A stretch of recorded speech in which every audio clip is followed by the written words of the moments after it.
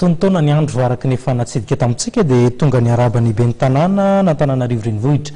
Ramatoa Lalao Ravalomanana teny amin'ny toeram-piasany teny Analakely teny no ny fatratrarina izao taom-baovao 17 izao ny fivondronam-beny ny coopérative mpitatitra eto Arivo.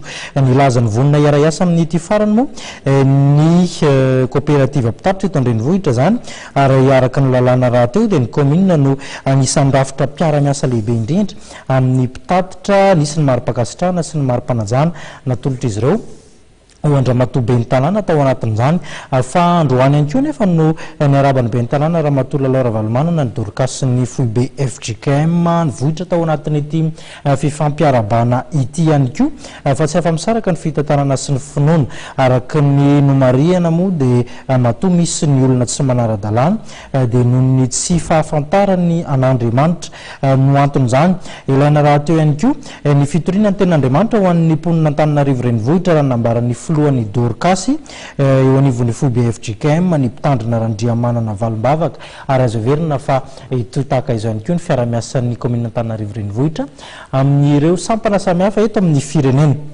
Fa zay ihany koa no mitondra antsika makany amin'ny lafim-baovao manasongadina ny fahasalamana na ny ankizy na ny tanora eny fa na ireo efa nahazo azo taona ary dia mety ho tratrany ireny antsoina hoe gastrique aigu ireny avokoa mitondra fanazavana sy ny tsara ho fantatra momba azy ity ny médecin chef eo anivon'ny Amit etsy Tanimena. Gastrique zany amin'izay hoe gastrique zay dia inflammation ny muqueuse gastrique aloha zany définition hoe gastrite. Ny gastrite mety mizara hoe aigu na chronique. Raha aigu izy dia épisode transitoire ihany zany hoe mandalo hoe izy dia io zany disparaître zany hoe sitrana izy après rehefa mihinana food ianao. Fa ny gastrite chronique indray zany dia somary maharitra izy zany elabe izy dia farany lasa ohatrany hoe persiste foana s'installe amin'ilay olona dia matetika izy avy amina infection chronique zany na bactérie Helicobacter pylori na avy amin'ny fihinanana avy amin'ny infection na fihinanana fanafody matetika moa zany anti-inflammatoire no tena mangaza na koa hoe affection amin'ny voany région biliaire. Zay zany mahasamihafa azy ataoko ambady fanatsika fotsiny angambany. Gastrite zany dia tsy fotoana izy fa matetika tratran'ny foana na ny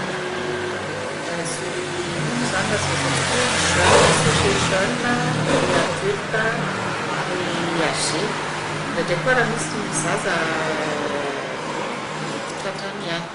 Fisorohana zany dia fihinana zany hoe fandanjalanjana ny sakafo izay hohanina. Satria matetika koa dia mantsy sakafo raha stress koa mety mahatonga gastrite.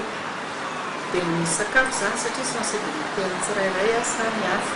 Misy olona hoe za mazaka an'ity, misy olona hoe za tsy mazaka an'ity, dia iny zany tsirairay ihany mijery ty sensible an'ity dia tsy mihinana an'ity fa amin'ny ankapobeny ohatra hoe ny sakafo mazelatra, ny sakafo be menaka, ny sakafo tsaiko misy épice isan-karazany, sakafo misy alcool. Dia eo koa ny fihinanana an'ilay hoe horaire ny fandraisana sakafo.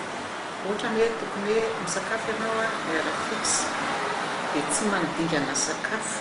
Ohatra hoe rehefa miroa folo sasany dia miroa folo sasany misakafo. Fa tsy afaka atao ilay hoe amin'ny telo vao hihinana, efatra vao hihinana fa zay zany ny favoriseny ilay gastrite koa. Dia ny hygiène de vie moa zany efa mitenentsika atao ilay hoe efa sensible ianao fa tsy mihinana zavatra be gaz, tsy mihinana an'ilay sakafo isan-karazany dia tenentsika atao zany.